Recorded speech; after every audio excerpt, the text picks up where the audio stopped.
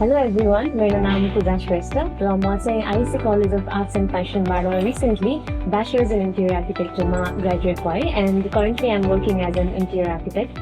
Plus चाहिँ मैले Science in Physics major गरेको भएर it was expected of me कि I would either pursue engineering or architecture. मेरो पनि त्यही अनुसारको mindset थियो. But then I learned from one of my friends कि IEC College मा interior architecture bachelor's मा पढाइ हुन्छ भनेर.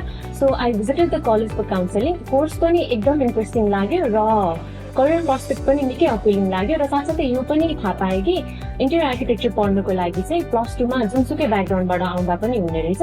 So I join the college अनि त्यसपछि as expected course was really interesting र साथसाथै च्यालेन्जिङ पनि थियो.